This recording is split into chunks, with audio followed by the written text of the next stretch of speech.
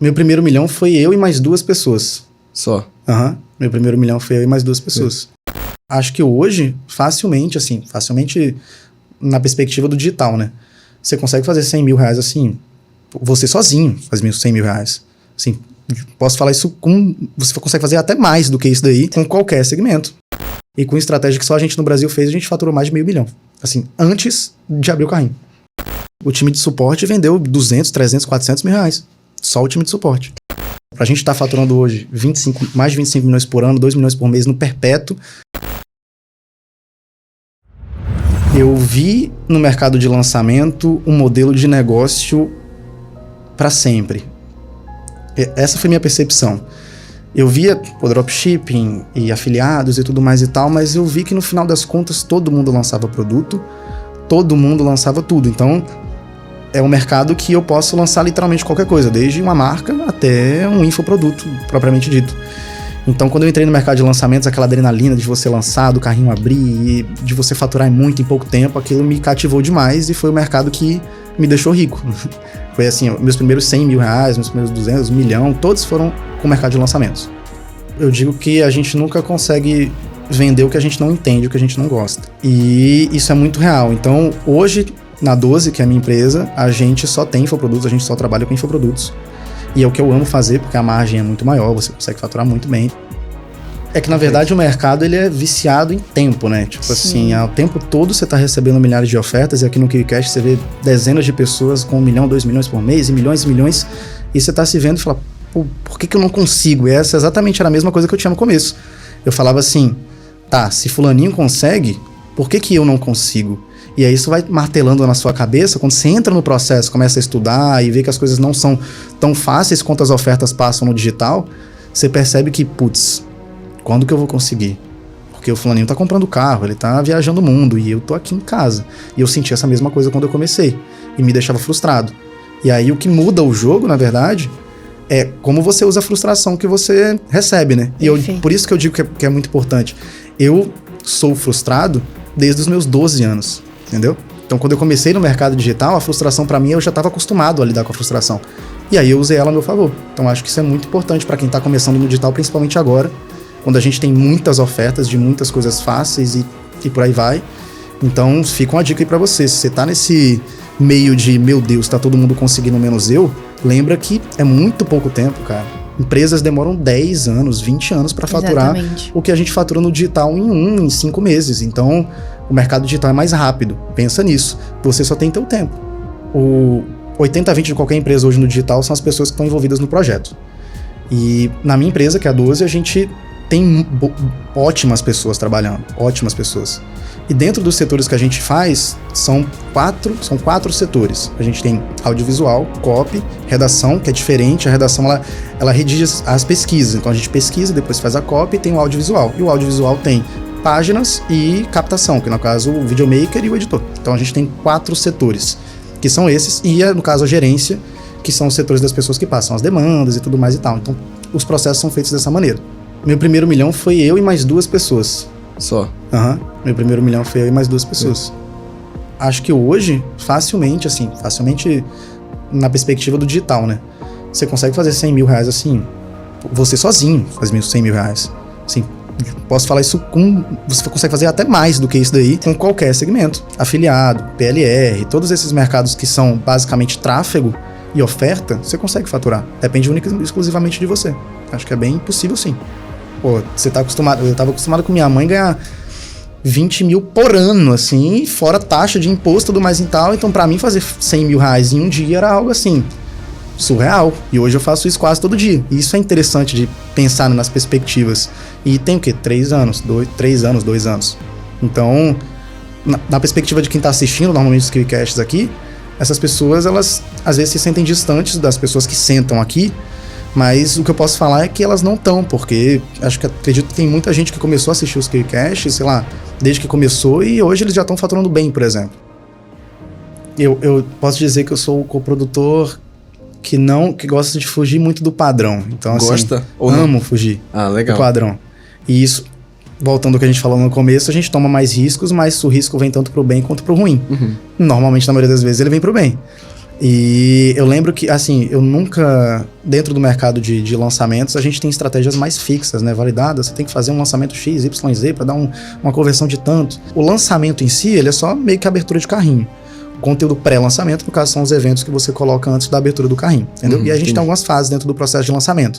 Mas o que o pessoal mais fala, assim, por exemplo, lançamento interno, que é um lançamento que é feito nessa estrutura, aí ele tem a conversão de tanto, ele precisa fazer exatamente assim, você precisa lançar o CPL de noite, normalmente às 7 horas da noite, não pode ter mais de 2 horas de duração, senão...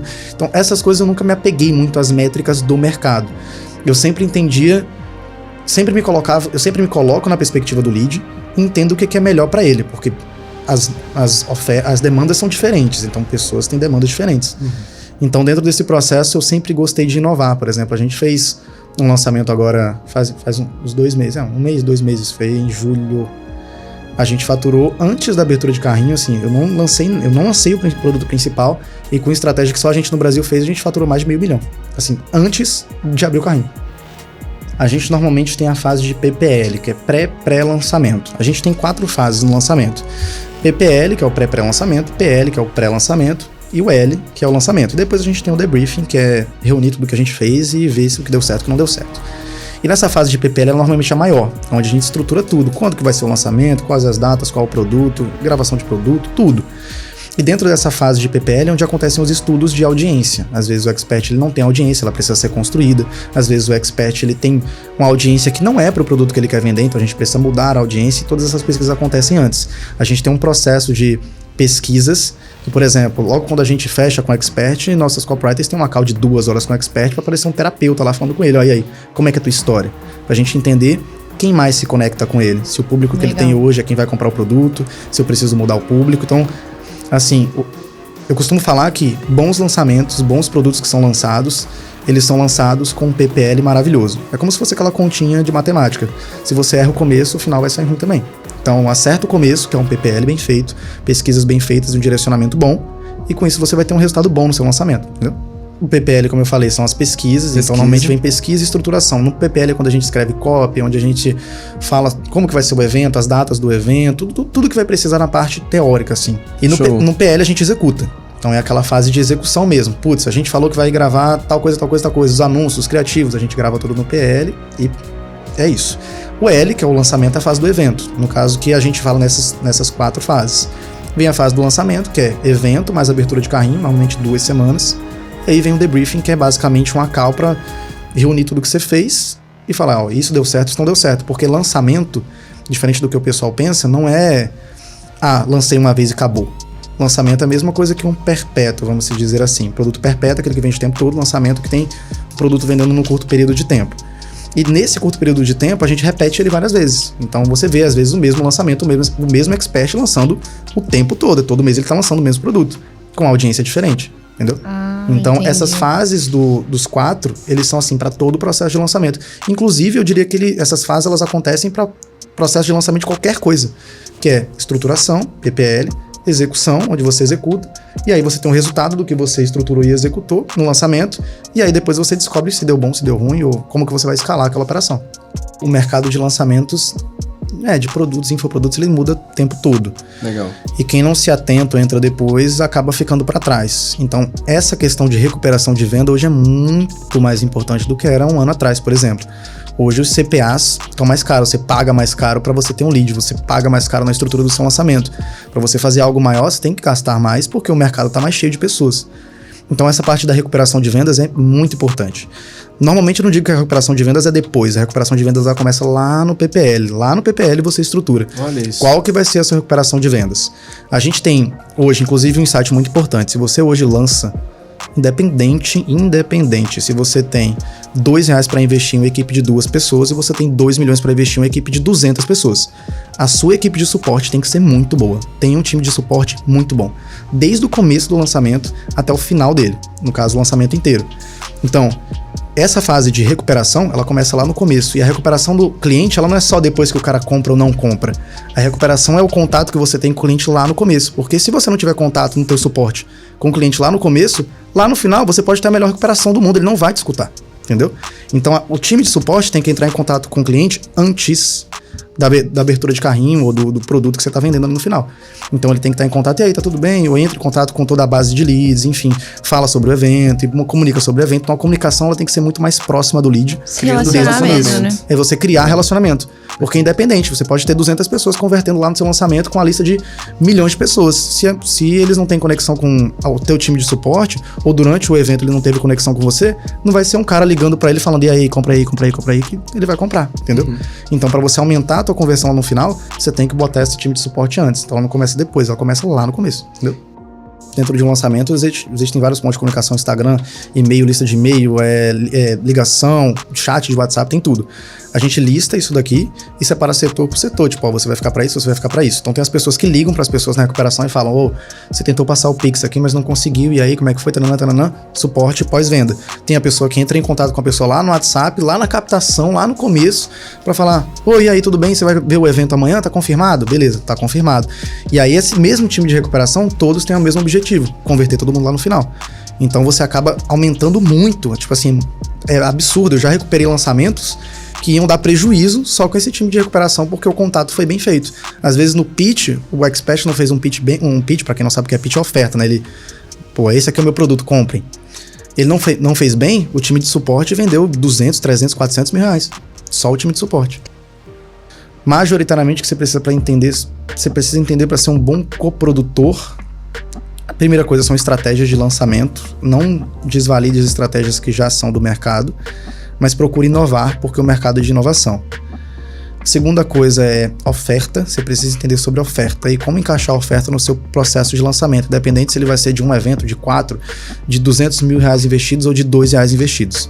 Então acho que as duas coisas mais importantes majoritárias assim para você ser um bom coprodutor é entender sobre a oferta, principalmente, e também sobre a questão das estratégias que já são do mercado validadas. Então a pessoa que começa hoje na coprodução e ela tem você tem um editor de vídeo e às vezes você sabe de tráfego, você consegue fazer um lançamento de um expert e faturar bem, porque você usa a audiência dele.